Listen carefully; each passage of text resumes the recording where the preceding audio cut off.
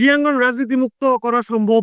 Definitely আমরা অত্যন্ত নমনীয়। আমরা চাই যারা বাংলাদেশের legendary খেলোয়াড় রয়েছে তাদেরকে যদি তাদের বিরুদ্ধে কোনো রাষ্ট্রীয় কোনো কিছু সিদ্ধান্ত থাকে সেটা রাষ্ট্রীয় সিদ্ধান্ত আইনগত প্রসিডিউর মেইনটেইন করে আমরা চাই যে তাদের বিষয়ে অত্যন্ত নমনীয় হয়ে আমরা চাই যে তারা দেশের জন্য আবারও যদি খেলার সুযোগ থাকে তাদেরকে আমরা সেই সুযোগটি করে দিতে চাই।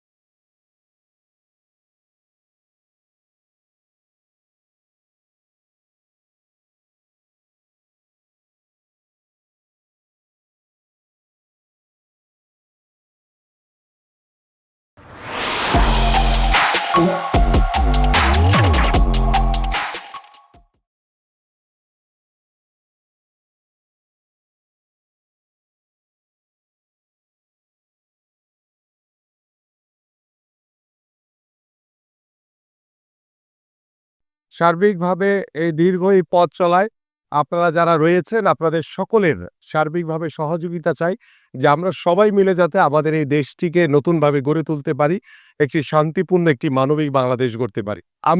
আপনি ইতিমধ্যে জানেন যে আমাদের যে নির্বাচন ইশতেহার রয়েছে এবং সেখানে স্পষ্ট বলা হয়েছে যে সাংবাদিকরা স্বাধীনভাবে তাদের মতামত এবং তারা স্বাধীনভাবে তাদের বাক প্রকাশ করতে পারবে।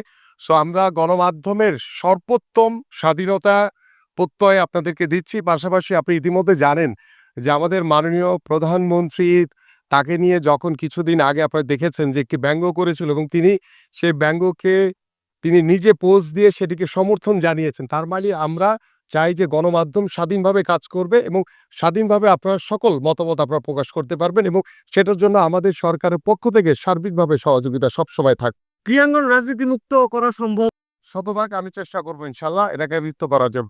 আমরা যেটা চেষ্টা করব যারা ক্রীড়া সংগঠক যাদেরকে দিলে আমরা ক্রীড়াঙ্গনকে নতুনভাবে সাজাতে পারবো, আমরা চাই যে সেই মানুষগুলো যাতে ক্রীড়াঙ্গনের দায়িত্ব নেয় এবং বাংলাদেশের সকল ফেডারেশনগুলো থেকে শুরু করে বাংলাদেশের যারা মানে বিভিন্ন ক্রীড়া সংশ্লিষ্ট যারা রয়েছে আমরা চাই যে একটি নতুন আঙ্গিক এবং আমাদের মাননীয় প্রধানমন্ত্রী জনাব তারেক রহমানের আগামী ক্রীড়াঙ্গন নিয়ে যে পরিকল্পনাগুলো রয়েছে ইতিমধ্যে আপনারা অবগত হয়েছেন যে আমরা ক্রীড়াক্ষেত্রে যদি ছোট্ট করে দুটি কথা বলি যে আমরা চাই যে খেলোয়াড়দেরকে মানে খেলাকে পেশা হিসেবে প্রতিষ্ঠিত করা এবং জাতীয় শিক্ষাক্রমে আমরা চাই যে চতুর্থ শ্রেণী থেকে খেলাধুলাকে বাধ্যতামূলক করা হবে 5টি ইভেন্টকে।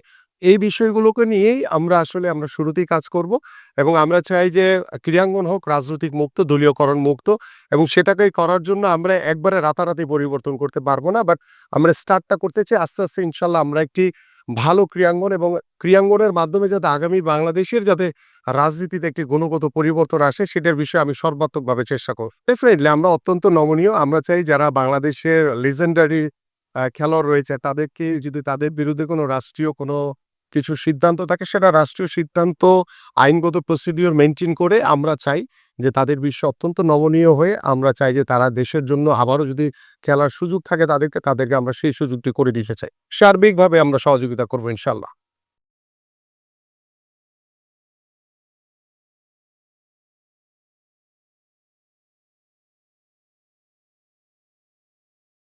For more updates, subscribe to our YouTube channel and click on the bell icon.